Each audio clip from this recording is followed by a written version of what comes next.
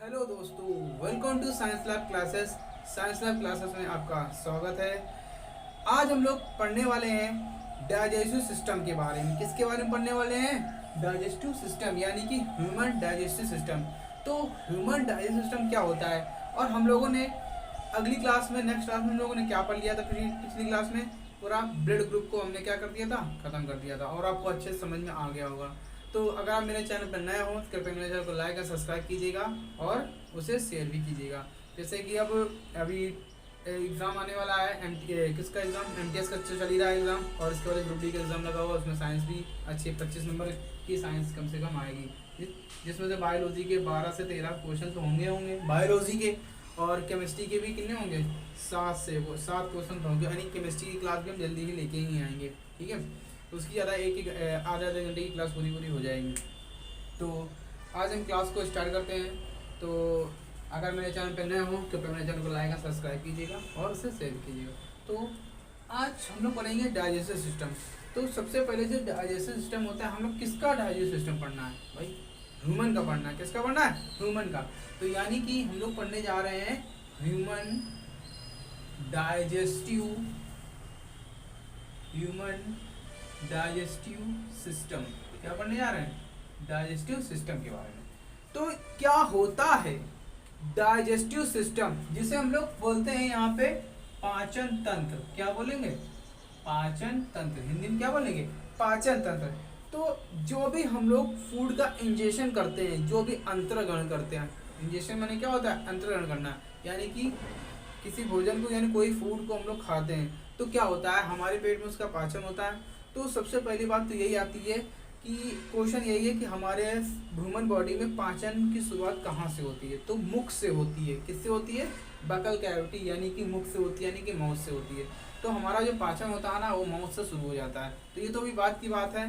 सबसे पहले तो हम लोग बेसिक पे जाएंगे कि कैसे जो कॉम्प्लेक्स कंपाउंड होते हैं, ठीक है, कॉम्प्लेक्स फूड होता है, वो कैसे इजी फूड में कन्वर्ट होता है, कैसे हमें एनर्जी मिलती है। तो सबसे पहले क्या, तो हम लोगों ने भोजन को, हमें एनर्जी कैसे मिलेगी? जैसे हमने कोई फूड खाया तो फूड का सबसे पहले क्या होगा? ब्रेक डाउन होगा। सबसे पहले क्या होगा? एक प्रोसेस होता है, ठीक। वो प्रोसेस बहुत ही लंबा होता है, सारे प्रोसेस आपको हम बताएंगे।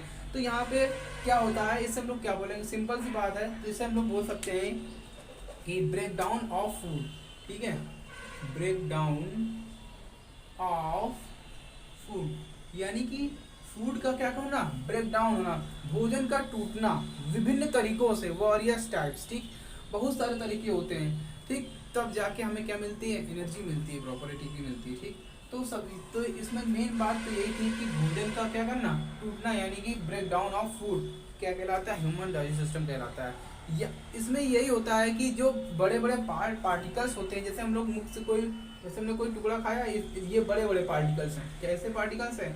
ये बड़े बड़े पार्टिकल्स होते हैं, और ये इन पार्टिकल्स को हम लोग बोलते हैं कॉम्प्लेक्स फूड। क्या बोलेंगे? कॉम्प्लेक्स मतलब क्या होता है? जटिल भोजन, ठीक। क्या होता है? जटिल भोजन, ठीक है। अब रोटी को, अगर हम एक रोटी ऐसे बिना, मतलब अगर मेरे दांत नहीं है तो ऐसे रोटी खा जाए, तो वो सबसे पहले उसे हम लोग क्या बोलेंगे? कॉम्प्लेक्स फूड होगा।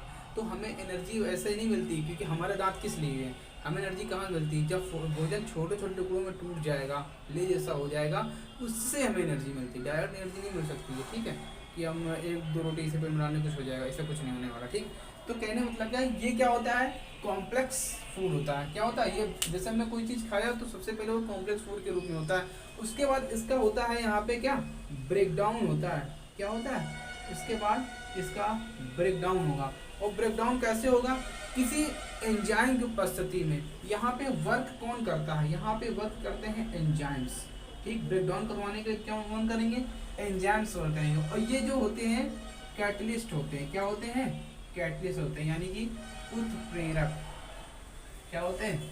उत्प्रेरक होते हैं। बात समझ में आ रही ना? मैंने आपको क्या बताया अभी कि जो कॉम्प्लेक्स फूड होता है वो उनका ब्रेकडाउन होता है। ब्रेकडाउन होने के बाद वो, उसमें क्या जरूरत पड़ती है? ब्रेकडाउन होने के लिए एंजाइम की जरूरत पड़ती है। किसकी जरूरत पड़ेगी भाई? अब कोई भोजन है, रिएक्शन होनी है, तो किसकी जरूरत पड़ेगी? एंजाइम या कैटलिस्ट की जरूरत। वो कैटलिस्ट के फॉर्म में होता है। तो वो भोजन अब किस में टूट जाएगा? छोटे छोटे पार्टिकल्स में क्या हो जाएंगे? ब्रेक हो जाएंगे, ठीक है। यानी कि ये छोटे छोटे पार्टिकल्स में क्या हो जाएंगे? जब ब्रेक हो जाएंगे क्या होंगे, तो इसे हम लोग बोलेंगे इजी फूड, यानी कि एक सरल भोजन बोलेंगे। क्या बोलेंगे, इजी फूड में कन्वर्ट हो जाएंगे। और जब ये इजी फूड में कन्वर्ट हो जाएंगे तो यहाँ से हमें मिलेगी क्या, एनर्जी मिलेगी। क्या मिलेगी, तो यानी कि जो एनर्जी हमें यहाँ से मिलेगी, ठीक है, क्या मिलेगी, एनर्जी। और वही एनर्जी हमारे किसके पास चली जाएगी, सेल्स के पास, यानी कि कोशिकाओं के पास चली जाएगी। किसके पास जाएगी, कोशिकाओं के पास। बात समझ में आ रही है ना, किसके पास चली जाएगी, कोशिकाओं के पास। तो ये था एक प्रोसेस होता है कि कैसे ब्रेकडाउन होता है। तो सबसे पहले क्या हुआ, कॉम्प्लेक्स फूड ब्रेक होके कहाँ, एंजाइम की उपस्थिति, कोई भी अभी एंजाइम बताएंगे कौन कौन से एंजाइम होते हैं। उसके बाद ये इजी फूड में कन्वर्ट हो जाते हैं, तो उनसे हमें एनर्जी मिलती है। ठीक है, अगर कन्वर्ट पाचन नहीं होगा, जब पाचन पूरी तरीके से हो जाता है तब हमें एनर्जी मिलती है, यानी कि हमारे सेल्स को, हमारे जितनी भी एनर्जी मिलेगी हमें वो सारे सेल्स के पास चले जाएंगे। तो ये एक प्रोसेस होता है, ठीक है, कोशिकाओं में चली जाती है।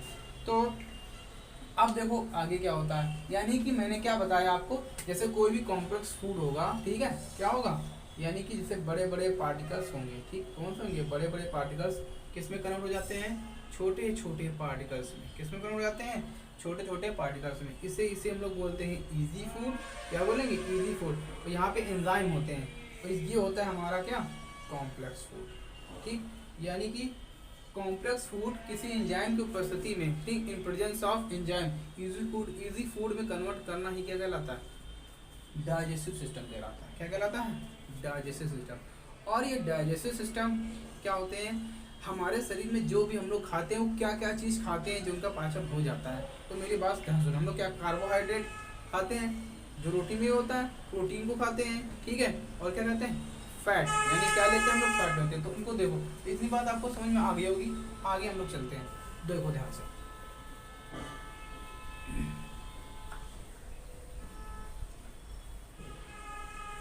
अब देखो किन किन का डाइजेशन हो सकता है। देखो डाइजेशन तो बहुत सारा होता है, मगर जो प्रॉपर डाइजेशन होता है, ठीक है, हमारे बॉडी में क्या होता है, जो प्रॉपर डाइजेशन होगा, यानी कि कार्बोहाइड्रेट क्या होगा, क्या क्या हम लोग खाते हैं भाई, बता रहा हूँ, कार्बोहाइड्रेट, ठीक है, क्या खाते हैं, कार्बोहाइड्रेट, कार्बोहाइड्रेट, ठीक, प्रोटीन खाते हैं, ठीक, क्या खाते हैं, प्रोटीन, और फैट भी लेते हैं। क्या लेते हैं, अब देखो किनसे हमें क्या क्या मिलता है। आपको पता होगा कि जो कार्बोहाइड्रेट किसे कहते हैं, कार्बन और हाइड्रोजन से मिलकर, जो कार्बन और हाइड्रोजन और ऑक्सीजन से जो मिलकर बने होंगे जितने भी मटेरियल, वो आपके कार्बोहाइड्रेट होते हैं। क्या होते हैं, कार्बोहाइड्रेट, जिनका रेशियो 1:2:1 होता है। ठीक, तो ध्यान से देखो, तो हमें कार्बोहाइड्रेट से क्या मिलता है, स्टार्च।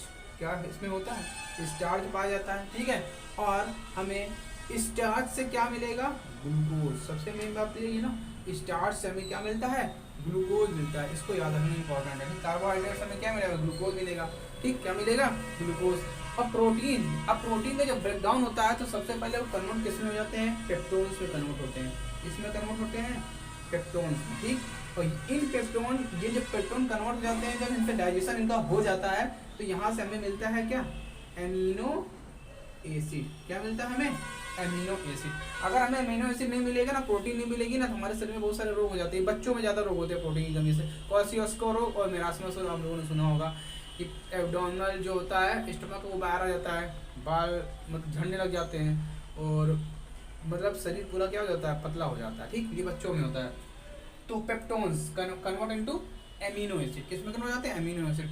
और फैट में क्या होता है, फैट जो घी वगैरह होता है उसमें फैट सबसे ज़्यादा फैटी एसिड होते हैं। क्या होते हैं, फैटी एसिड। तो इसमें क्या पाए जाते हैं, फैटी एसिड, ठीक है, क्या पाए जाते हैं, फैटी एसिड।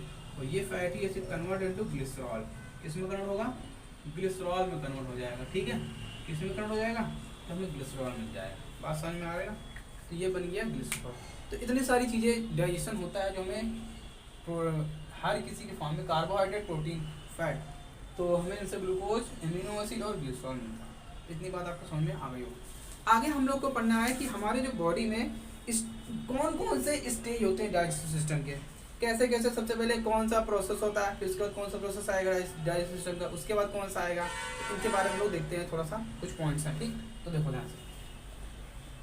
तो अगली नेक्स्ट क्या है हेडिंग, जैसे यहाँ पे stage of digestive system. Okay, stage of digestive system. तो सबसे पहले खाना खाएंगे हम लोग, बात सुनना मेरी बात। तो सबसे पहला प्रोसेस क्या हो, उस प्रोसेस को हम लोग बोलते हैं इंजेशन बोलेंगे। क्या बोलेंगे? इंजेशन, भोजन का अंतःग्रहण। उस प्रोसेस को क्या बोलेंगे? इंजेशन। तो देखो, तो सबसे पहले हम लोग क्या करते हैं, भोजन का इंजेशन होता है। ठीक, क्या होता है? Ingestion of food. ठीक है, तो इसे बोल सकते हैं हम लोग भोजन का अंतःग्रहण। ठीक है, तो मुख से हम लोग भोजन खाएंगे तो भोजन का क्या होगा? अंतःग्रहण होगा। क्या होगा? सबसे पहले भोजन का अंतःग्रहण होगा। अब दूसरे नंबर में क्या होगा? अंतःग्रहण होने के बाद क्या होगा? फूड पाइप में जाएगा, ओसोफेगस में। उसके बाद क्या होगा? इसका डाइजेशन शुरू हो जाएगा। क्या हो जाएगा? डाइजेशन शुरू हो जाएगा। ठीक है, क्या शुरू हो जाएगा? डाइजेशन शुरू होगा। ठीक, क्या शुरू हो जाएगा? डाइजेशन, यानी कि पाचन शुरू हो जाएगा।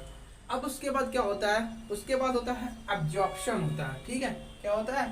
फूड का, अब सब कुछ हमें मिला, सब कुछ हमने खा लिया, तो हमें उनसे एनर्जी मिलेगी, बहुत सारी एनर्जी, जो प्रोटीन मिलेगा, कार्बोहाइड्रेट मिलेगा, ग्लूकोज वगैरह जो मिलेगा।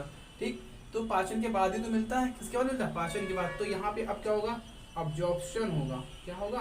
अवशोषण होगा, अब्जॉर्प्शन ऑफ फूड, यानी कि फूड का क्या होगा? अब्जॉर्प्शन। तो जब अब्जॉर्प्शन होता है तो कहाँ पे होता है? सबसे मेन चीज, जो भोजन का अब्जॉर्प्शन होगा तो कहाँ पे होगा? स्मॉल इंटेस्टाइन, यानी कि छोटी आंत में होगा। कहाँ होगा? Small intestine. ठीक, कहाँ होगा? स्मॉल इंटेस्टाइन, यानी कि छोटी आंत में इसका पाचन होगा। ठीक, कहाँ होगा? छोटी आंत। ये बात समझ में आ रही है? अब मेरी बात सुन, इसके बाद एसिमिलेशन होता है। क्या होता है? एसिमिलेशन मतलब क्या होता है? एसिमिलेशन मतलब होता है सौंदीकरण, जिसे बोलते हैं। अब मेरी बात सुना, स्मॉल इंटेस्टाइन में जो भी पाचन हुआ, ये जो पार्टिकल्स होंगे वो ब्रेक हो जाएंगे सारे यहाँ पे। ठीक, क्या हो जाएंगे? सारे पार्टिकल ब्रेक हो जाएंगे, और जो भी हमें प्रोटीन मिलेगी वो ब्लड में सारे क्या हो जाएंगे? मिलने लगेंगे। ठीक, जो भी मिनरल्स वगैरह होंगे हमें मिलेंगे, ब्लड में मिलने आएंगे। और उसके बाद हम ब्लड, यानी कि हमारे सबसे पहले कहाँ पे जाएंगे? सेल्स में जाएंगे। उसके बाद क्या होता है? जो फोर्थ नंबर होता है वो एसिमिलेशन होता है। क्या होता है इसके बाद? एसिमिलेशन। ठीक, क्या होगा? एसिमिलेशन को बोलते हैं हम लोग सौंगीकरण। क्या बोलेंगे हिंदी में? सौंगीकरण। क्या बोल दिया मैंने? इसे सौंगीकरण। और सौंगीकरण कैसे होता है? जब यहाँ से फूड का अब्जॉर्प्शन पूरा हो जाता है, इसके बाद प्रोसेस कहाँ पे आती है? हमारे सेल से सौंगीकरण, यानी एसिमिलेशन में आती है। 5 नंबर हो बचा। अब 5 नंबर में क्या होगा? एक्सक्रीशन होगा। क्या हो जाएगा? एक्सक्रीशन। एक्सक्रीशन मतलब होता है उत्सर्जन, removal of waste product human body. तो एक्सक्रीशन होगा। ठीक, क्या होगा? एक्सक्रीशन मतलब होता है उत्सर्जन। इसको क्या बोलते हैं? उत्सर्जन बोलते हैं। तो रिमूवल, ठीक है, removal of waste product human body. बात समझ में आ गई ना? ह्यूमन बॉडी, यानी कि सारा जब पाचन हो गया, प्रोटीन वगैरह हर चीज़ हमें मिल गई, पूरा अब्जॉर्ब कर लिया सारी प्रोटीन को, उसके बाद जो वेस्ट मटेरियल बचेगा उसे हम लोग क्या कर देंगे? बाहर कर देंगे। किसके साथ? उत्सर्जन के साथ। उसे ही उत्सर्जन बोलते हैं। रिमूव करना, वेस्ट प्रोडक्ट को रिमूव करना ही क्या कहलाता है? हमारा एक्सक्रीशन। इतनी बात क्लियर हो गई होगी आपको। आगे क्या है? अब प्रॉपर ये प्रोसेस होता है, मैंने आपको बताया। अब प्रोसेस जो होगा आगे वो क्या होगा हमारे? अब कैसे भोजन का अंतर्ग्रहण होता है वो हम लोग को समझना है। अब यहाँ से हम लोग पढ़ेंगे मेन डाइजेस्टिव सिस्टम स्टार्ट करने जा रहे हैं। और अगर क्लास आपको अच्छी लग रही हो तो मेरे चैनल को लाइक एंड सब्सक्राइब कीजिएगा और इसे शेयर भी कर दीजिएगा। अब देखो नेक्स्ट क्या होता है। नेक्स्ट एलिमेंट्री कैनाल आप लोग जानते होंगे, 9 फीट की होती है, यानी कि पूरा अगर इनको मिलाया जाए 9 मीटर या 33 फीट की होती है। तो माउथ से एनस तक होती है। कहाँ होती है एलिमेंट्री कैनाल? माउथ से एनस तक। तो 2 प्रकार से डाइजेशन होता है हमारी बॉडी में। एक एलिमेंट्री कैनाल से होता हुआ जाता है और वहाँ पे डाइजेस्टिव ग्लैंड पाए जाते हैं। क्या पाए जाते हैं? डाइजेस्टिव ग्लैंड को ही हम लोग बोलते हैं एंजाइम। क्या बोलेंगे? एंजाइम। तो देखो, तो अब मेरी बात ध्यान से समझना, देखो मेरी बात सुनो। तो यहाँ पे हमारे बॉडी में क्या है? एलिमेंट्री कैनाल है। कौन सी कैनाल है? एलिमेंट्री, आहार नाल जिसे बोलेंगे। ठीक, एलिमेंट्री कैनाल। ठीक है, एलिमेंट्री कैनल माने क्या होता है, आहार नाल। कहाँ से कहाँ तक होती है वो, हमारे माउथ से शुरू होगी और एनएस में एंड होगी, खत्म होगी। बात समझ में, गुदा जिसे बोलते हैं। लेंथ कितनी होती है, अगर आपसे पूछा जाए कि लेंथ कितनी होगी, तो इसकी लेंथ होती है, कितनी होगी, 9 मीटर या 33 के आसपास समथिंग फीट, यानी कि फीट तक होती है, ठीक है, 9 मीटर हो सकती है। और इसके बाद जो दूसरा प्रोसेस होता है इसका, वो किसका होता है, हमारे बॉडी में देखो एटलीस्ट एंजाइम नहीं होगा, रेनिन वगैरह कुछ नहीं होगा, तो हमारी बॉडी में पाचन हो ही नहीं पाएगा किसी भी शरीर का। अगर कोई रिएक्शन अगर होनी है, ठीक, पाचन अगर तेज होना है हमारी बॉडी में, तो उसके लिए क्या कैटलिस्ट की जरूरत हमें पड़ती है, किसकी जरूरत पड़ती है, एंजाइम की जरूरत। तो यहाँ पे क्या हो गया, कुछ डाइजेस्टिव, ठीक है, ग्लैंड पाई जाती है हमारी बॉडी में। क्या पाई जाती है, ग्रंथियाँ, ठीक, पाचन ग्रंथियाँ पाई जाती है। क्या पाई जाती हैं, पाचन ग्रंथि, क्या पाई जाती है, पाचन ग्रंथि। और जिन्हें हम लोग बोलते हैं, इन्हीं को बोलते हैं एंजाइम्स। क्या बोलेंगे, एंजाइम इन्हीं को बोलते हैं। बात समझ में आ रही ना। तो अब सबसे पहला प्रोसेस क्या होगा, पाचन कहाँ से स्टार्ट होता है, हमारे माउथ से। देखो कहाँ कहाँ पे जाता है, मेरी बात ध्यान समझना, मेरी बात एकदम कहने से, देखो मेरी बात। सबसे पहले हम लोग भोजन को हमने जैसे लिया, सबसे पहले भोजन कहाँ आएगा, माउथ में आएगा, ठीक, कहाँ पे आएगा, माउथ में, ठीक। क्या, और माउथ में क्या पाया जाता है, हमारी सलाइवरी ग्लैंड होती हैं। कौन सी ग्लैंड होती हैं, सलाइवरी ग्लैंड्स, ठीक है। तो क्या होंगी, सलाइवरी ग्लैंड्स पाई जाती हैं, ठीक, मेरी बात समझ लेना। उसके बाद माउथ से होता हुआ भोजन कहाँ पे जाएगा, हमारे फूड पाइप में। कहाँ पे जाएगा, हमारे फूड पाइप में जाएगा, यानी कि ओसोफेगस, जिसे हम लोग क्या बोलते हैं, फूड पाइप, फूड पाइप में हो जाएगा, जिसे हम लोग बोलेंगे ओसोफेगस, ठीक है। कहाँ, और यहाँ पे कोई ग्लैंड नहीं होती, याद रखना, ठीक है।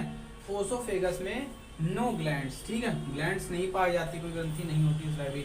तो यहाँ हमारा फूड पाइप कैसा होगा, हमारा फूड पाइप क्या होगा, यहाँ फूड पाइप होते हुए सीधा सीधा पहले कहाँ जाएगा, स्टमक में जाएगा। किस में जाएगा, भोजन सीधा कहाँ जाता है, स्टमक में जाता। बात समझ में आ रही है ना, हमारा भोजन कहाँ जाएगा, स्टमक में जाएगा। उसके बाद जो थर्ड स्टेज होती है इसकी, थर्ड स्टेज क्या होगा, उसका भोजन कहाँ जाएगा, हमारे स्टमक में। कहाँ जाएगा, जैसे हम लोग क्या बोलेंगे, स्टमक। स्टमक को हम लोग क्या क्या बोल सकते हैं, तो यहाँ पे जठर बोल सकते हैं इसे, ठीक, क्या बोल सकते हैं, जठर, या इसे हिंदी में बोलेंगे स्टमक को अमाशय, पेट जिसे बोलेंगे, ठीक, क्या बोलेंगे, अमाशय। तो वहाँ पे क्या होता है, वहाँ पे गैस्ट्रिक ग्लैंड पाई जाती है, जठर ग्रंथियाँ पाई जाती हैं। क्या बोलती हैं, गैस्ट्रिक ग्लैंड, ठीक है, ठीक, भोजन को पचाने में हेल्प करती है, ठीक, गैस्ट्रिक ग्लैंड जिसे बोलेंगे जठर ग्रंथि। क्या बोलेंगे, जठर ग्रंथि बोलेंगे। बात समझ में आ रही ना।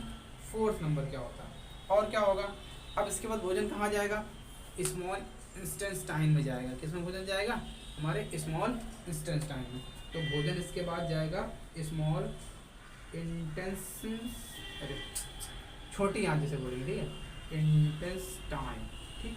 अब जब इंटेस्टाइन में जाएगा तो वहाँ पर भी ग्लैंड पाई जाती हैं, इंटेस्टाइनल ग्लैंड पाई जाती हैं। कौन सी ग्लैंड होती हैं, तो वहाँ पे क्या क्या चीज़ों का पाचन वहाँ पे हो सकता है, मतलब उस प्रोसेस में। तो वहाँ पे जो प्रोसेस मिलेगा हमें, लीवर होगा, क्या होगा वहाँ पे, लीवर होगा और पैनक्रियाज, ठीक, क्या होगा, पैनक्रियाज होगा, ठीक, क्या होगा वहाँ पे, अग्नाशय जिसे बोलेंगे, पैनक्रियाज क्या होता है वहाँ से। उसके बाद भोजन कहाँ जाएगा, अब देखो यहाँ तो जगह बची नहीं है ना। अब देखो उसके बाद कितने नंबर हो गए, चौथा नंबर हो गया।